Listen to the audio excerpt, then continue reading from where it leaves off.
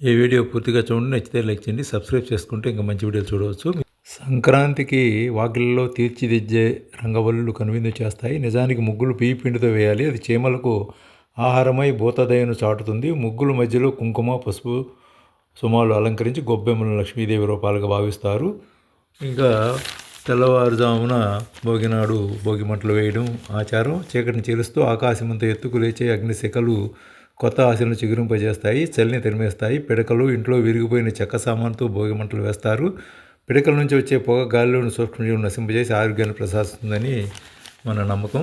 ఇంకా భోగి రోజు సాయంత్రం భోగి పండ్లు వేడుక ఆనవాయితీ. రేగి పండ్లు, చిల్లర నాణ్యాలు, అక్షతలు, పూలరేకులు కలిపి పిల్లల తల మీద పోసే ఈ ఆచారం చిన్నారులకు రక్షణ కవచం. బంధుమిత్రులను పిలిచి పిల్లలకు ఆరతి ఇచ్చి దిష్టి తీసి ఆశీస్సులు అందిస్తారు. రేగిపండు విష్ణుమూర్తికి ప్రీతికరమైనది కాబట్టి ఆయన ఆశీస్సులు పిల్లల మీద ఎల్లప్పుడూ ఉంటాయని చెప్పి అలా చేయడం జరుగుతుంది.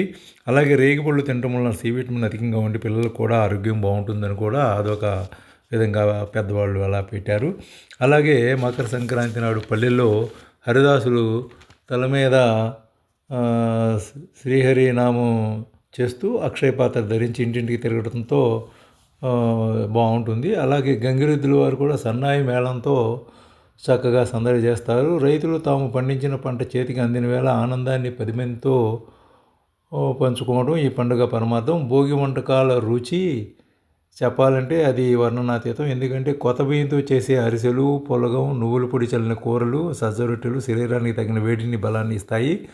ప్రకృతిని దైవంగా భావించి పూజించడం, పశుపక్షాదుల పట్ల కరుణ చూపడం, అతిథి మర్యాదలు నిర్వహించడం వంటి ఉన్నత విలువలు సంక్రాంతి సంబరాల్లో కనిపిస్తూ ఉంటాయి. ఈ పండుగ చాలా విశేషమైనదిగా భావిస్తారు. కోడి పందాలు, ఎడ్ల బండి పోటీలు వంటివి కూడా ఉత్సాహాన్ని నింపుతాయి. ఒక మాటలో చెప్పాలంటే సంక్రాంతి పండుగ పిల్లలు, పెద్దలు అందరికీ నూతన ఉత్తేజాన్ని కలిగించి ఉల్లాసభరితంగా ఉంచుంది. పిల్లలు, పాపలు, అల్లుళ్ళు, కూతుళ్ళు అందరితో ఇల్లు సందడిగా ఉంటుంది. అలాగే రైతులకి పంటలు వచ్చి శుభ సందర్భంలో సంతోషంగా ఉంటారు. లాగుడు బండి పోటీలు అట్లాంటివి జరుగుతూ ఉంటాయి. ఎడ్ల పోటీలు జరుగుతూ ఉంటాయి. అవి చాలా విశేషంగా జరుగుతూ ఉంటాయి పల్లెటూళ్ళలో. అలాగే గాలిపటాలు ఎగరవేయడం, ఆ గాలిపటాలు చూసి ఆనందించడం, పిల్లలు కేరింతలు కొడుతూ చక్కగా గాలిపటాలు ఎగరవేస్తూ ఉంటారు. ఈ సంక్రాంతి మధురానుభూతిని అందిస్తుంది. ఈ సంక్రాంతిని మళ్ళీ మళ్ళీ చేసుకోవాలని అందరూ భావిస్తారు. సంక్రాంతి సంవత్సరానికి ఒకసారి వస్తుంది కదా. కుటుంబం అంతా కలిసి చేసుకునే పండుగ సంక్రాంతి పండుగ. ఎక్కడెక్కడి నుంచో వచ్చి అందరూ బంధుమిత్రులు, కుటుంబీకులు అందరూ కలిసి చేసుకుంటారు. ఈ పండుగ చాలా సంతోషాన్ని ఇస్తుంది. శుభం.